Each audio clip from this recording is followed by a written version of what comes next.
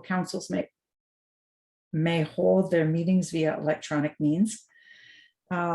Please be aware, if you are attending this meeting, our meetings are recorded for future viewing.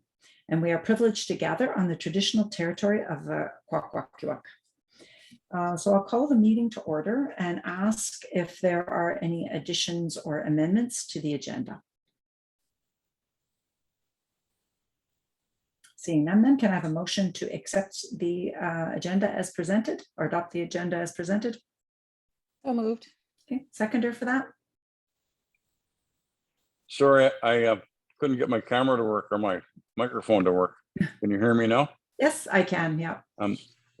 The only thing I would like added to the agenda, I know you've got a motion, so I guess you have to deal with that, but I would like to add something to the agenda. Okay, well, we haven't, that's okay. If you had problems with your mic, go ahead. What would you like added? I would just like us to talk about the timeline for the next steps in the OCP. I'd like to see it lengthened, but I'd like to discuss that at this meeting. Because there's a timeline that's pretty ambitious, and I'm not ready for it, and I don't know if everybody else is or not. I have no idea. Okay. I'm whoops, hang on. I think Anne-Marie's popping in as well here. My apologies. All right. So just let Anne-Marie get on board here because she was late. So there is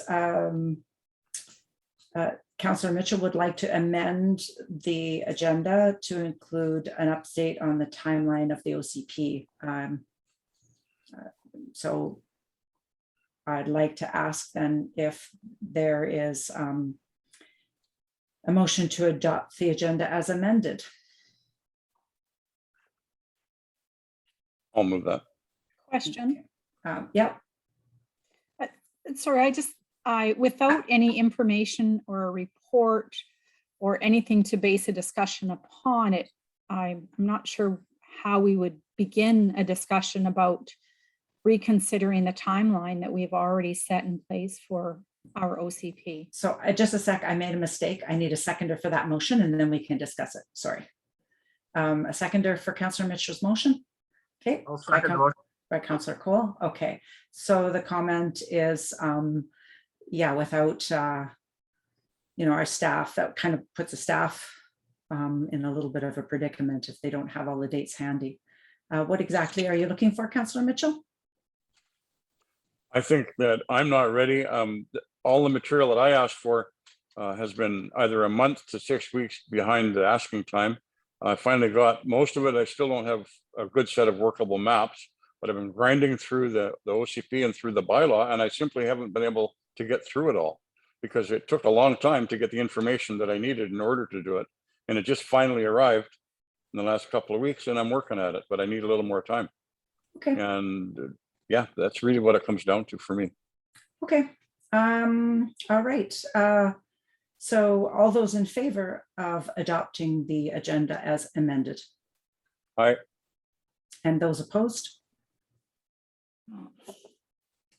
Okay, the motion is defeated. So then a motion to adopt the agenda as presented. Moved. Seconded by Councillor Downey. All those in favor? Opposed? The motion carries. Okay, item 4A, minutes of August 24th regular council meeting. Are there any amendments to those minutes? And if there are none, can I have a motion please to adopt?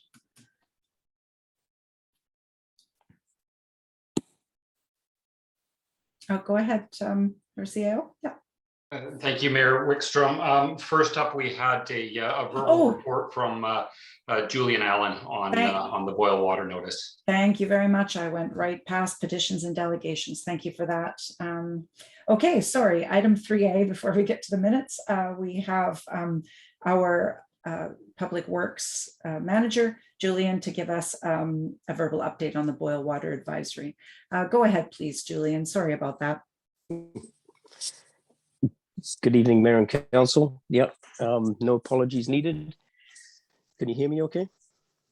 Yes, I can. Okay, good. Yeah, just having a little bit of trouble with my laptop here, so I'm on the phone. Anyhow, yeah, so I guess Mayor and Council would just like a sort of a synopsis, I'm guessing, of the events that took place with the boil water notice. Is that correct? I'll say yes. And if you can, I know we've had a few questions from residents as to how did we determine the problem and how does it look for the future? Excellent. Okay, thanks. Yes, so basically what happened was during our routine testing, so we sample the drinking water weekly. We did come across a very low count of E. coli that was in part of the distribution system. And just to be very clear, that is the distribution system and not the supply. So there was nothing whatsoever, and there never has been anything whatsoever detected in the supply, and the source is our deep wells from the aquifer. This was in the distribution system, so it's very, how can I put this? It's amazing that we haven't had this issue in the past 60, 70 years, however long Port McNeil's had the drinking water system in place. We then had to troubleshoot once we were basically notified by the CDC that we had E. coli present. Immediately VHAR requests that we put in, or actually orders, boil water notice. And then after that, we troubleshoot as to, you know, the root cause of the problem, or the source of contamination, if you will. So that's where we were right off the bat. And of course, it's quite a lengthy process to try and determine that. VHAR have rules and regulations in place that once you are in a boil water advisory, you have to actually you know, have consecutive clear samples throughout the distribution system, or you know, where the problem is occurring. And then of course you're troubleshooting to find out the root cause at the same time. So these samples that have to be submitted and then tested, you know, it takes time. It's not a sort of a back-to-back daily thing that you can do. There has to be a time lapse between the first and second samples. It takes quite a while to actually get the samples results back, and then throw in the weekends, of course, when the labs are closed, et cetera, et cetera. Like it really, you know, 5 weeks plus, like it seems like a long time, but in fact, while you're trying to troubleshoot all of this and get the results back, I'm surprised we actually got it in the time frame that we did. So anyhow, we were basically under the boil water. We were troubleshooting as to trying to determine where the root cause of this contamination was. It was always, throughout this, it was always very, very much localized in the lower distribution system, in a portion of the system, which basically range from the campground down to the ferry terminal. And it was just that main. So then, obviously working closely with the health officer that I have to work with from VHAR, we came up with a very good plan as to how to eradicate the problem, like never mind find the root cause of the problem. So disinfection, we had to disinfect that and target that lower portion of the distribution system, which we did really successfully, actually. All the calculations worked out right. We disinfected. And then after that, there were several days involved in flushing the system so that we could send clean water samples with no chlorine residual to be tested, because we do not chlorinate our water. And it really went well, except that's another week. another week of work. So obviously everybody's very anxious, and I appreciate that, in getting clean, safe drinking water back. However, this is quite a drawn out process. That was all accomplished.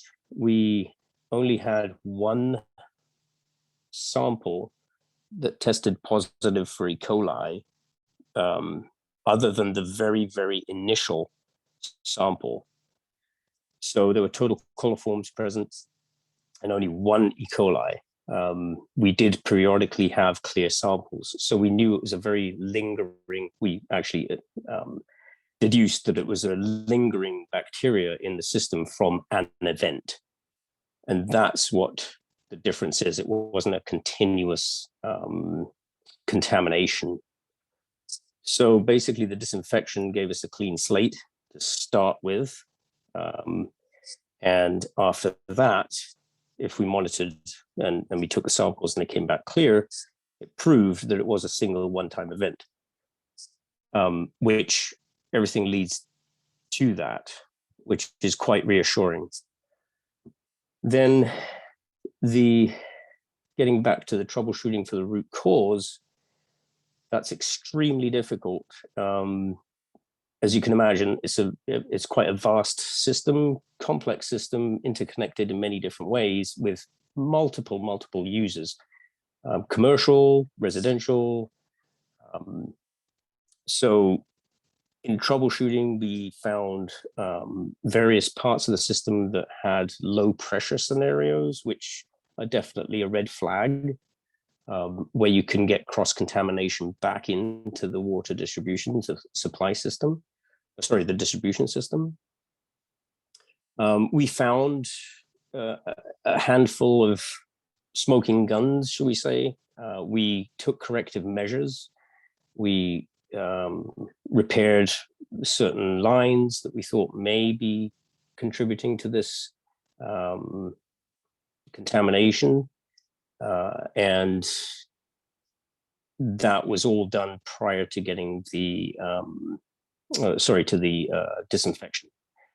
So it's very difficult to pinpoint where it came from. And in this case, and if Mayor and Council remember the last council meeting, we had two representatives from VHA speak on this, and they said it's pretty difficult to actually find the root cause of the contamination. And you may never, and likely may never know where it came from.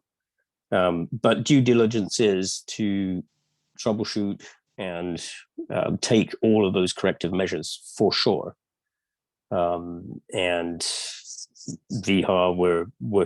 VHA and Public Works Department were working very closely on this, and they were very, very happy with the way that we took this on and enlisted the help of people. For example, John Motherwell was working closely with us on this, as he constructed most of the system. He had full confidence that we actually were on the right track, and full confidence, and very, very happy that we actually did nail this down. So I guess just to wrap up here, in the public eye, yes, it's an inconvenience, and it's very difficult to keep everybody calm and say, look, this is a process we have to go through, and it appeared to take a long time. However, the way we executed everything was bang on, and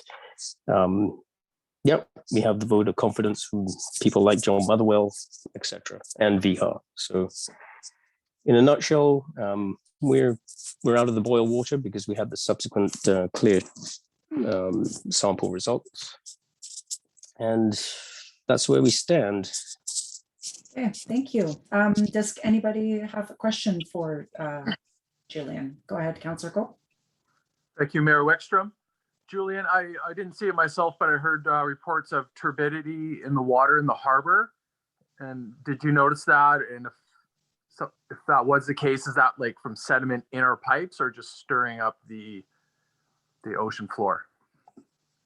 Well, so what happens is in the process, like that I just outlined,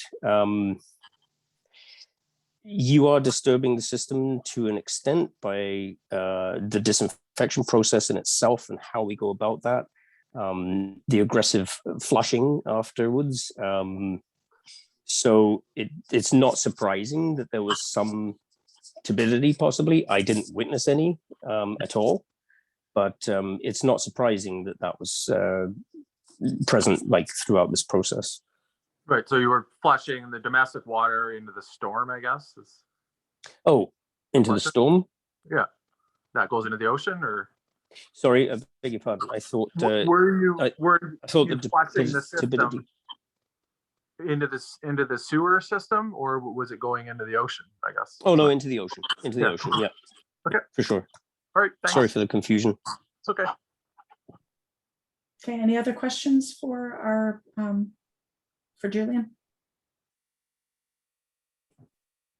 Okay, seeing none then, thanks very much, Julian. I'm sure we'll hear from you on a later report. Thank you. More than welcome. Okay, now we'll get to item 4A, minutes of the August 24th, 2021 meeting. If there are no amendments or corrections, can I have a motion please to adopt? Go ahead, moved by Councillor Downey, seconded by Councillor Barron. All those in favor? Opposed? It's carried. Minutes of 4B, special council meeting, September 7th, 2021. I'll move those. Moved, okay. Seconded by Councillor Barron. All those in favor? Opposed? Carried. Oh, sorry, did you have a question, Councillor Cole? Okay. Next, we have the minutes of September 14th, special council meeting. I'll move them. Okay, seconded by Councillor Barron. All those in favor? Opposed? It's carried. Okay, great. On to item 5A. We have correspondence. It is a request, a donation request from the Gatehouse Theatre. And I believe this was missed at the time that they had requested to hold the event. So it is a request for a cash donation. What's your pleasure, Council?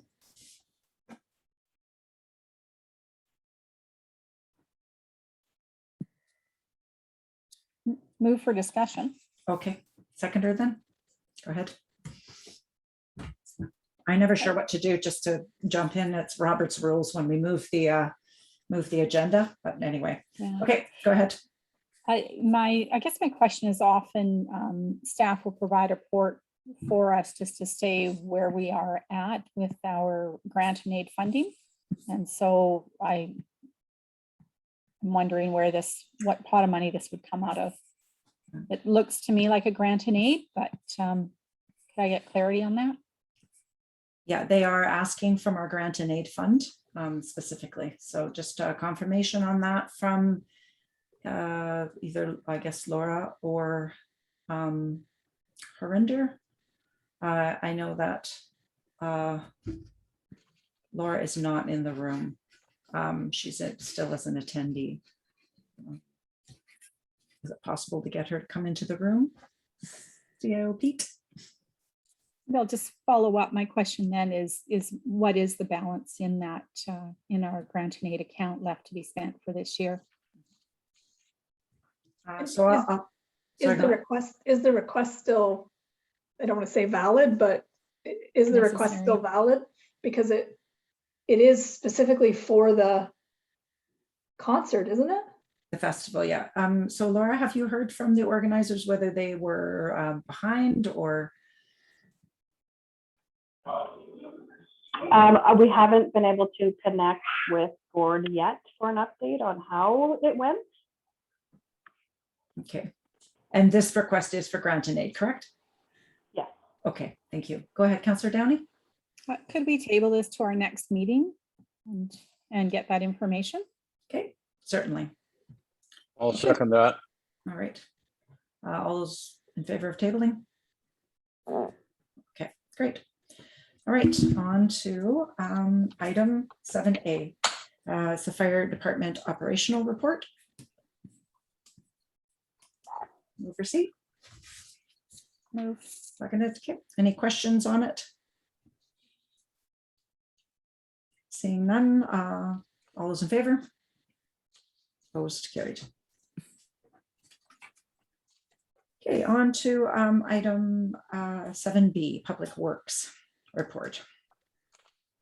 Move receipt. Move. Seconded. Okay, any questions since our Public Works foreman is here? Councillor Cole, go ahead. Thank you, Mayor Wickstrom. Julian, I was wondering if you could give us an update on the tourism signs that we got a grant for. I noticed they're in the Public Works yard. They look great. Yeah, absolutely, Councillor Cole. Yeah, they look awesome. We gained receipt of them after a bit of a delay, but we did gain receipt of them about a month ago. And I was discussing with Lisa Fernie about placement, which obviously the tourism committee had their ideas. So we went around town and looked at the practicality of where they could actually be placed. All kinds of things come into play, of course, like traffic safety, pedestrian safety, visibility, obstruction, and obviously the ground as to where they're going to be placed as well. So we have figured out where ideally they would be put. What my plan was to actually put them up in these locations temporarily, so to speak, because there's quite a bit of groundwork involved in setting. They're quite big signs, they're quite large, lots of wind sail. So I mean, the footings are quite substantial, the concrete footings that they're going to bolt to. So we want to be sure of the placement before we actually commit to them. So what I had in mind was to actually place them temporarily once all the election signs are gone, and basically give council, or tourism committee as well, a chance to have a look at them. And if we're all in agreement, obviously then we can place them permanently. So That's awesome. Sounds like a great way to approach that. Cool, thanks. Good. Yep, welcome. I have a question on that, and then next will be Councillor Baronat. So how do you temporarily place them so that they don't get damaged in a windstorm or something like that? Yeah, well, they would only be up for a day or two, a predetermined time, but a short period of time. And obviously council will be made aware, and tourism committee would be made aware of when this is. And we'd just brace them temporarily with 2x4s, that kind of thing, just without setting them permanently. So whatever it would take to do that. Okay, great. Thank you. Councillor Barron? I was just wondering, on your report under capital projects, you do have the fire hall upgrade project in progress. Might we, for maybe next council meeting, maybe be able to get a bit more of a detail on that? Yep, for sure. Yep. Thank you. Yep, no problem. All those in favor of getting more detail? I Make sure it's majority. Yeah, okay, great. All right, Councillor Mitchell, you had a question? nope. Oh, okay. And any other questions? Okay, then all those in favor of receipt? Opposed, carried. Okay, thank you, everybody. Item 7C, Harbor operational reports. Move receipt. Moved. Seconded. Okay, questions? We do have our harbor manager, Rebecca Adams, there. If anybody has any questions. Seeing none, then all those in favor of receipt? Opposed, carried. Okay, thank you. Next, we have item 8A. And let me just click to that. I'm trying to. So what we have before us here is a request from staff for direction. So currently, the ministerial orders will expire actually today. So that means that we have to revert back to our current bylaw, which does have electronic means, either this way or through phone call as well. But there's a few hiccups there, and that only 2 are allowed to be attending by remotely. And so what staff is looking for here, and hopefully you've read through all of that, it's quite a lengthy package there. There's also something from the government as well with some best practices and some suggestions. They're looking for guidance if we would like to amend the bylaw, the procedure bylaw, make an amendment, or if we want to look at doing a new procedure bylaw altogether. So move for discussion. Sorry, I should have done that first. Moved, seconded by anybody? I'll second it. Okay. All right. So what's your pleasure for this, council? Go ahead, Councillor Mitchell. Well, I read through this whole thing, and I believe that what the most responsible thing to do would be to write a letter to the authorities, whoever they are, and suggest that they extend the current guidelines that they had already set in place. We're still in the pandemic, and we all know what's going on out there. And at least if we can read, we do. And I don't think it's prudent to start meeting in person again. So we need to take steps to make sure that we don't get boxed into a corner. Okay. So I think I'd like to see us write a letter, but that's a separate motion. Obviously, we already got one on the floor. So. Well, yeah, I know that other organizations are meeting. We are looking at, yeah, we're still in you know, the pandemic is still going on, but we are fully vaccinated. We are, I was just in an Island Health meeting. And so if we come to the meeting with masks on, once we're seated, the masks can come off or they can stay on by choice of somebody else. We will also have partitions as well. If they're not lifted, we do have the dilemma that right now the 2 spots are taken up. So how do we create a bylaw that is equitable for everybody? If one of the other 3 cannot attend, there's no provision right now for 3 people attending remotely. Councillor Cole, do you have a question or a comment? So I guess, yeah, I got a few, but right off the top, I don't know that everyone in council is fully vaccinated. I'm not about to ask anyone's health information.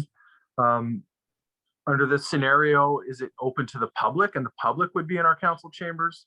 And Councilor Mitchell's cornered in a box, like, you know, our council chamber has no ventilation, anything like that. So I guess my specific question is how does the public fit into this proposal? And I know that our CAO has done some research on that. So I'll just ask Pete, if you could please comment on that.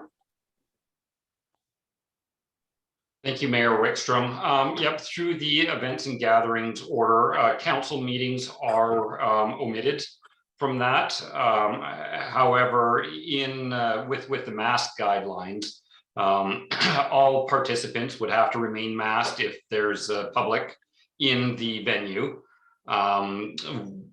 You know, for safety of everyone, I think we've established that the limit for the council chambers is 11. One of the other things that staff will have to do is provide alternate means for the public to view the council meetings if we get up to our limit within the council chambers, which would mean just a viewing room. We'll still continue to live stream the meetings to make public transparency continue. However, under the public health orders, council meetings are omitted from the events and gatherings. So just to further on that, I think my understanding with meeting with Eric Bergsma the other day, that having to provide a room is if they don't have access to be able to view it in any other means, correct? Yeah. That is correct. And at council or the office, council chambers are not considered public unless there is somebody from the public there. So when I'm in my office or we're in the council chambers, the decision to wear a mask is a choice. You get up to go to the washroom or get a drink of water, mask must be put on when you're moving around. Did you have a follow-up question, Councillor Cole? Just for clarification, so we have the option of saying, sorry, public, we don't want you in the council chambers if we set up a TV in the next room or in the community hall, or we have to do both? Or can we say no public, please? My understanding from that meeting is that no public, we can say no public, but if somebody says I am unable, then we have to provide a means for them to be able to view it. Okay, thank you. That's all at this time. Any other comments? So we're looking for direction, whether we amend the bylaw or we look at a brand new procedure bylaw. Is there may I ask, is there a Yes. suggested amendment? Certainly, actually, you can, there's nothing on the table at this time, so. So has one been written out? Is it in here? I didn't see it. No, sorry, are you proposing another one is what I was asking? There's just the two recommendations. Either to amend the procedure bylaw or to write a new procedure bylaw. Right. Okay, so there's no proposed amendment at this point. Got it. No, there isn't, because what at this point, what we would do if, say, for example, that the majority of council decided new procedure bylaw, this will go to a committee of the whole meeting where we will ask for what we would like to see within that procedure bylaw, and sample bylaws will be provided at that time. Go ahead to Councillor Cole. Thank you, Mayor Wickstrom. Our current bylaw says that two of us can do it electronically, I believe. So we don't have to do anything if we don't want, right? Do we have to change the bylaw? We're just reverting back to our old one, which said two people could show up electronically, but the provincial statute says that as well. We all can't. Am I understanding that right? We all can't do it electronically. Well, actually, it's within that thing. It says on the 29th that they'll be announcing what the new statutes are within the community charter. I would imagine any amendments that they make, that's coming on the 29th. But right now, if there isn't, I mean, how do we make that equitable, Councillor Cole? With, is it for, to have decided that they're not coming, and what happens if Councillor Barron or Councillor Downey or myself can't attend? Then where's the bumping process? Like, we have to put something in place, and we would need to put something in place as well, like during a pandemic or something like that. That would also be put in the procedure bylaw. Yeah, I just questioned why the province is changing that rule, and we're in a fourth wave right now. But I guess therefore, so you're telling me on the 29th there might be a set of rules that says we can still all meet electronically? I don't know if we're discussing this right now, really. Well, either way, moving forward, we're going to have to look at a procedure bylaw. I mean, we need to update certain things. In my opinion, we need to update the procedure bylaw. CAO, Pete? Thank you, Mayor Wickstrom. Just to clarify for Councillor Cole, I've corresponded with the province as of, I think it was three days ago. And their stance is still that as of midnight tonight, Ministerial Order M192 will cease to be in effect, and Bill 10 will be the amendments to the community charter that we can use to amend our procedure bylaw. And just also further clarification to a comment Councillor Cole made. If council chooses to do nothing, yes, that would mean that we would revert back to our current procedure bylaw, and we would govern our council meetings as per that bylaw. Mm-hmm.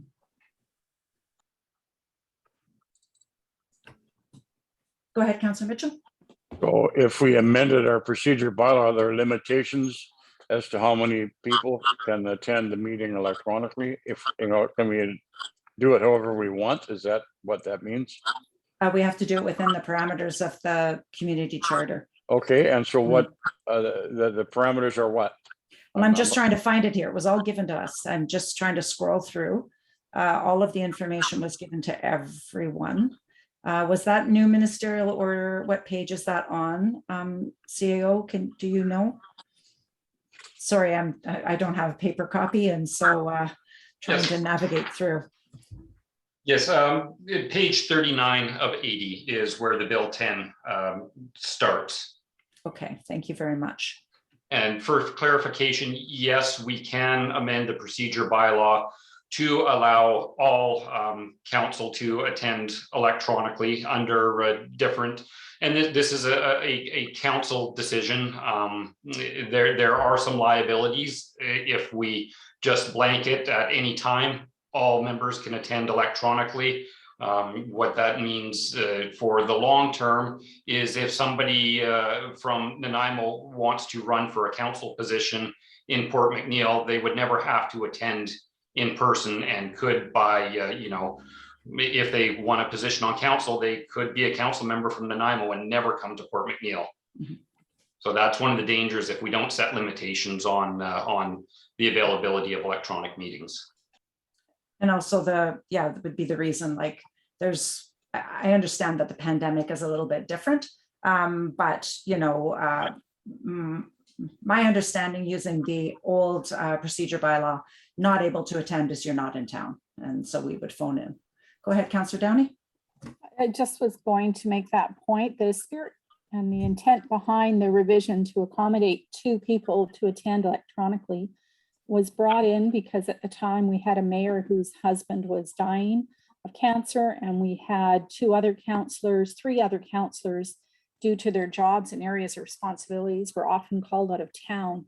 The premise behind it really was to accommodate those who could not attend in person because they were out of town. They were physically not able to get to the town meeting hall.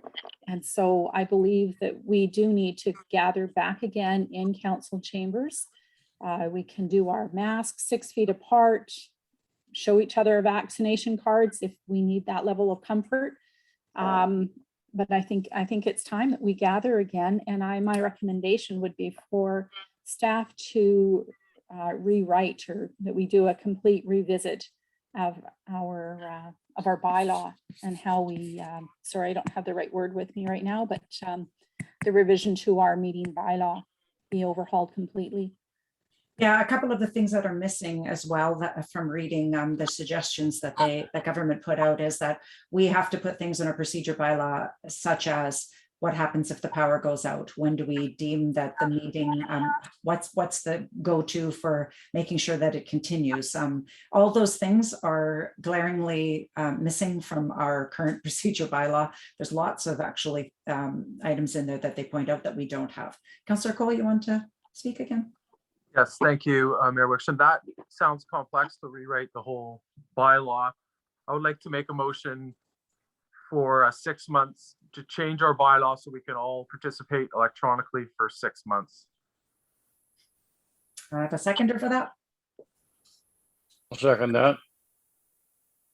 Okay, any discussion on that?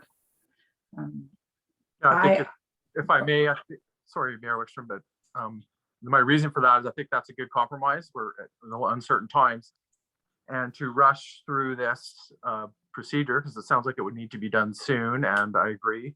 After reading through here, there's lots of things to discuss, like that could easily be a committee of the whole meeting or 2. So that is my reasoning, and yeah, thank you. I would be voting against that. I just feel that for council dynamic and relationship, it's really important for us to all be back in the council chambers again. But I'm not sure where Councillor Barron is. I know that she did have some items to attend to do with work. And so it seems that she's not here. So we have 4. So any further discussion on that motion? Well, I would certainly be in favor of paying attention to the state of the coronavirus in the decision that we make. I don't believe that because it's time and because it's aggravating not to be able to meet in council chambers, that's a logical reason to do it. It has to make sense from a safety point of view for me, very first and foremost, and saying, hey, we can take the risk because we're more comfortable meeting in chambers, when the reality is we can still conduct business and not meet in chambers. We have a very poorly ventilated small council chamber, and it isn't suitable to cram 11 people into, if that's how many can be allowed in there for a meeting. It might meet the letter of the law if you're following that. I doubt it, but it might. But I'm not prepared to do it. And there's nothing wrong with erring on the side of caution. All we have to do is take a look at Alberta and see what happens when they just say down the torpedoes, full speed ahead. I'm not interested in doing that. So I'm totally opposed to just going with the status quo and changing to the old way. I think we need to. So I have a question. Both of you have made the comment that the venue isn't big enough. If we looked at getting Wi-Fi capabilities, we've got the COVID recovery money within the community hall. The community hall is a large venue and would accommodate everybody safely. Would that still alleviate? Would that alleviate your feelings? I think it would improve the safety margin significantly. Okay. Go ahead, Councillor Cole. Yeah, and I think just logistically setting that up, maybe we can look towards that, but the 6-month extension is not a long period of time. And, at one point we were promised to, and maybe I haven't been to the council chamber, maybe it does have plexiglass up, but that was ordered. And I thought that was going through, and we've had plenty of time to look at adding an exhaust fan or adding some ventilation. None of that's been done. So I just wanted to reiterate that. Okay. So there's a motion on the table right now to extend having electronic meetings for another 6 months. I'll call the question. All those in favor? Aye. Opposed? Okay, so the motion is defeated. So I will put a motion on the table, if it'll get us all together, that we direct staff to give us a cost for setting up the community hall with Wi-Fi so that we have the capability to meet in a venue that is large enough to put everybody at ease. I'll second. Okay. Would you like to see that typed on the screen, Councillor Mitchell? Sure. Okay. If we could get staff please to type out that motion, that would be great. And then we'll have discussion or vote on it. Yes, one moment. Yeah, Connor will get that up in a second. Okay, thank you.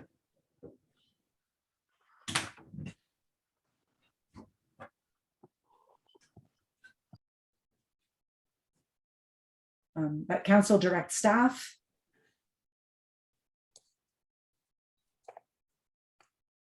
to look into the feasibility and determine quotes for the installation of Wi-Fi internet at the community hall for the ability to hold council meetings at an acceptable distance from each other, or something, socially distanced, physically distanced, whatever you want to write there, doesn't matter to me. So maybe physically distanced meetings can take place.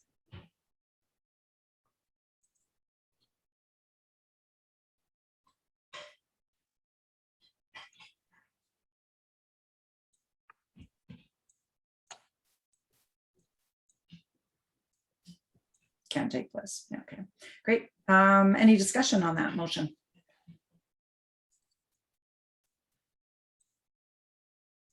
Okay, all those in favor? Opposed? It's carried. Thank you.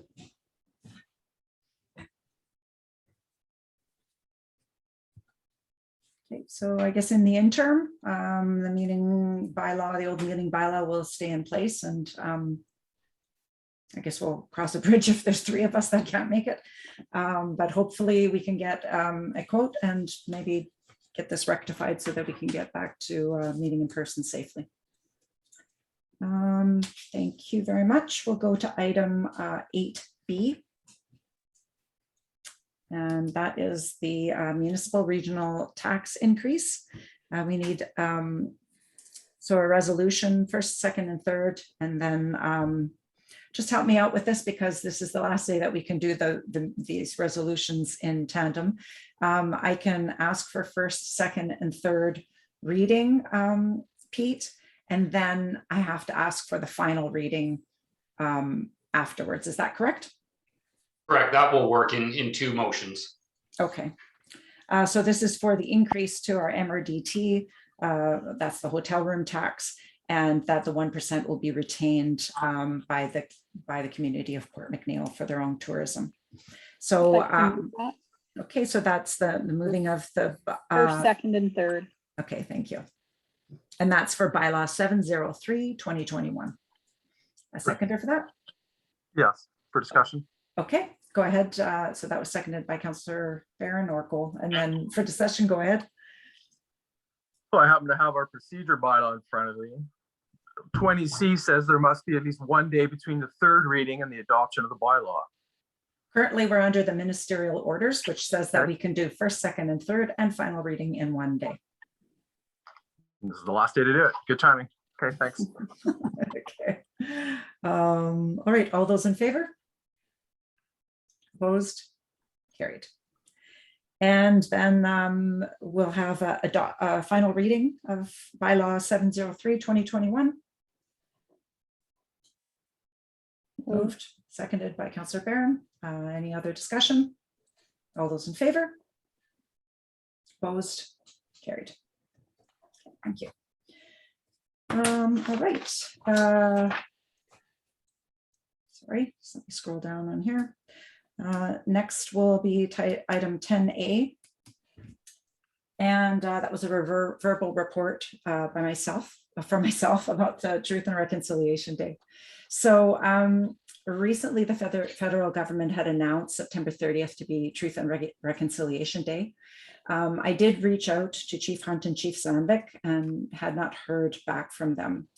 At a recent UBCM executive meeting, the discussion was had in regard to the day being announced in a relatively short time ago, which makes it difficult for communities to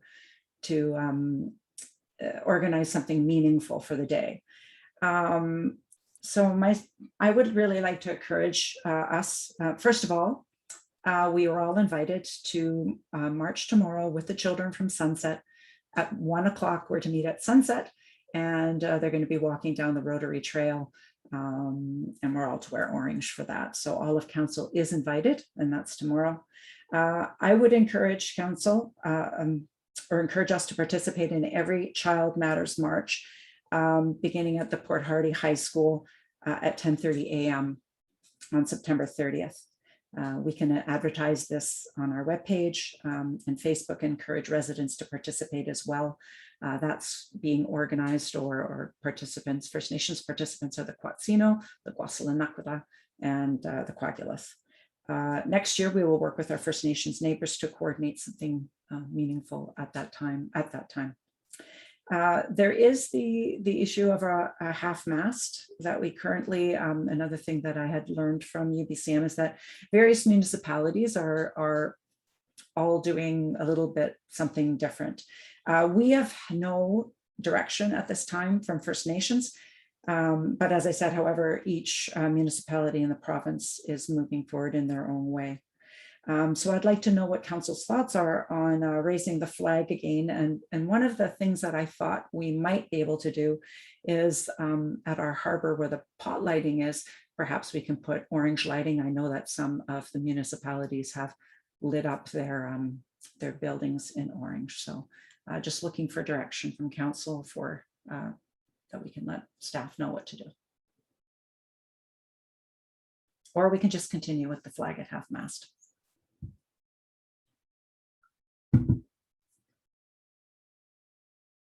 Councillor Cole? Yeah, I guess I'm wondering what options or what are other municipalities doing? What are other examples? Fernie has their building, the municipal building lit up in orange. And I believe their flag is up again.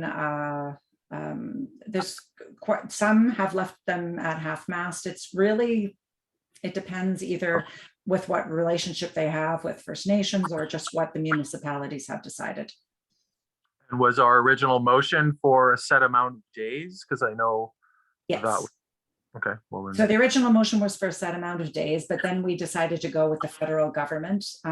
It has been noted by some First Nations leaders that the longer it's at half-mast, it sort of loses the meaning behind it as well. So that's why I was suggesting perhaps the orange lights while they're still looking for bodies at residential schools, something different maybe. as per the resolution, what is the end date or how much longer to follow the resolution? What the federal government, I believe, well, it was a set amount of days, but then I think we, through email, decided that we would go with what the federal government was doing. And I'm not sure when their intention is of raising it again. Okay. My preference is to just leave it as is, but thanks for your time. Okay. Any other comments? Councillor Mitchell? Yeah, I think more is probably better in this situation. You know, I had to spend quite a bit of time thinking about this earlier on. And the bottom line is, you know, these folks or their parents or their grandparents send children to a private school somewhere, a residential school, and they died however they died, and they didn't even bother telling them. That's pretty harsh. And they've been pretty gracious about it. And I think we can just be gracious and say, we still feel that. We still feel how horrible that must have been. And just leave the flag the way it is for the time being and not worry about putting a timeline on it. That's my feeling. Okay. Acknowledge the pain because it's big. All right. Any other questions? Comments? All right, then the flag will remain the way it is. And oh, okay, go ahead, Councillor Downey. Yeah, go ahead. I don't think it would be, I would not be in support of raising the flag until the 1st of October would be the earliest after our Truth and Reconciliation Day on the 30th of September. Sorry, and I should have been clear that that's what I was meaning here. Yeah. I think there is some legitimacy in saying that the longer it's at half-mast, the intent behind it does begin to waver, and we do lower our flags at other times. So when those events happen, what do we do then at that time? So I believe our flag needs to be raised, and I think we need to have another way to acknowledge what has happened with the residential schools.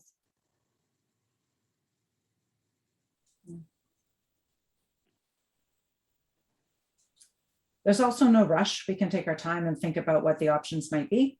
And I certainly, if I hear from either one of the chiefs, I can let you know as well what their thoughts are on what might be a meaningful alternative. What is the province doing? That's a good question.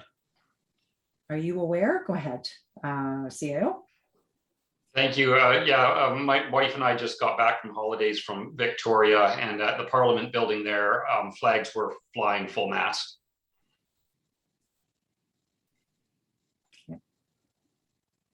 Right. Well, I'll say this.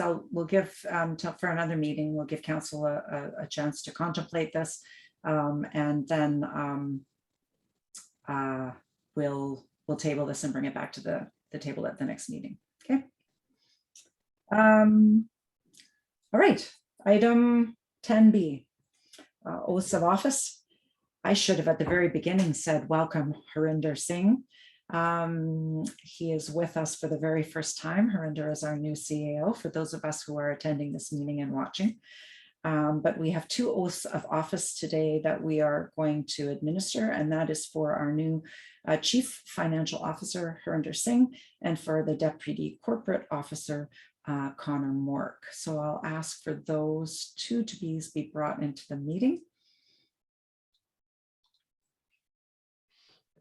Great. And Harinder, are we able to see you? If you don't have a camera, that's fine. Oh. Give me a moment. I can go and help him with his camera. Oh, okay.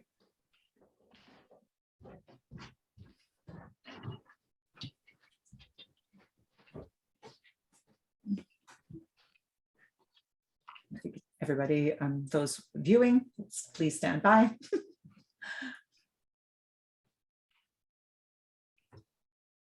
There we go. Thank you, Pete. Good evening, welcome. Thank you. Have you met all of council yet, Harinder? Yes, I have. Okay, excellent, great. Thank It's you. a pleasure to have you. We're really pleased for you to be part of the team and part of our organization. So welcome. Thank you so much. I'll turn this portion over to our CAO, who will be administering both of the oaths of office. Thank you, Mayor Wickstrom. Very pleased to have Harinder join our team as our Chief Financial Officer. It's a very exciting time for our office to have somebody inhabiting that office full time. So Harinder, I'm going to read out an oath. I will have you repeat it after me. And that will have sworn you in as the officer of our finance department for the town of Port McNeill. If you need me to repeat anything, I'm happy to repeat it. I, Harinder Singh, have been appointed to the office of Chief Financial Officer. I, Harinder Singh, having been appointed to the office of Chief Financial Officer For the town of Port McNeill, do hereby promise and swear. for the town of Port McNeill, do hereby promise and swear I will faithfully, honestly, and impartially do the best of my knowledge I will faithfully, honestly, and impartially, to the best of my knowledge and ability, execute the powers, duties, and functions of my office. and ability, execute the powers, duties, and functions of my office. I will treat all matters and information that come to my attention as a result of my office in confidence. I will treat all matters and information that come to my attention as a result of my office in confidence. I have not received, nor will I receive or accept any payment or reward I have not received, nor will I receive or accept any payment or reward or promise of either in return for the exercise of my powers, duties, and functions, or promise of either in return for the exercise of my powers, duties, and functions, other than as permitted by the municipality. other than as permitted by the municipality. I will not allow my personal interests to conflict with the duties of my office. I will not allow my personal interests to conflict with the duties of my office. I will comply with all policies and directives of the town of Port McNeill and comply with all laws.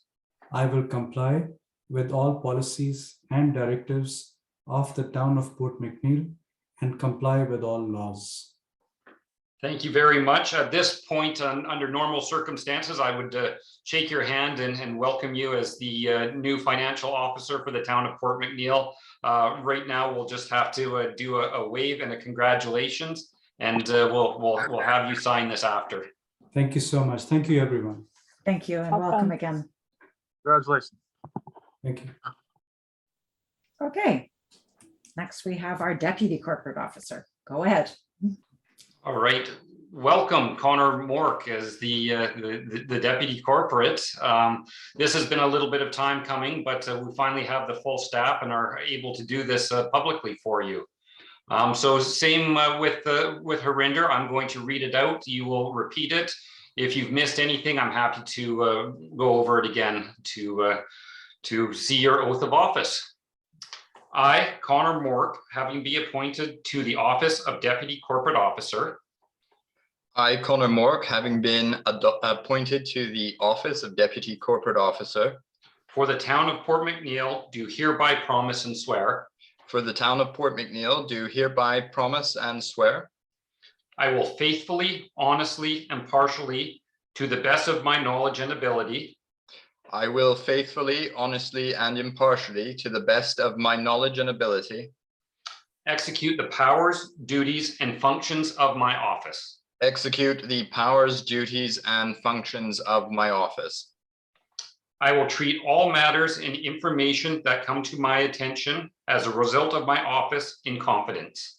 I will treat all matters and information that come to my attention as a result of my office in confidence. I have not received, nor will I receive or accept any payment or reward I have not received, nor will I receive or accept any payment or reward or promise of either in return for the exercise of my powers, duties, and functions, or promise of either in return for the exercise of my powers, duties, and functions, other than as permitted by the municipality. other than as permitted by the municipality. I will not allow my personal interests to conflict with the duties of my office, I will not allow my personal interests to conflict with the duties of my office. and I will comply with all policies and directives of the town of Port McNeill and comply with all laws. And I will comply with all policies and directives of the town of Port McNeill and comply with all laws. Congratulations, our new deputy corporate officer, Connor Mork. Thank you. And welcome as well. Congratulations. Yeah. Okay, fantastic. Lastly, we'll go to item 10C, which is my mayor's report. Move for receipt. Moved, seconded. Seconded. Okay, good. Any questions? All those in favor? Opposed? Carried. Okay, item 12A, a motion that council go in camera under the Community Charter Section 91K, negotiations and related discussions respecting the proposed provision of a municipal service that are at preliminary stages and that in the view of council could reasonably be expected to harm the interests of the municipality if they are held in public, and Section 91D, the security of the property of the municipality. Motion to go in camera under those two sections.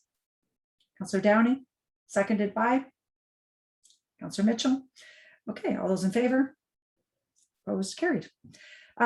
Questions firstly from the public. If any of the attendees have a question, you can type it into the chat box there.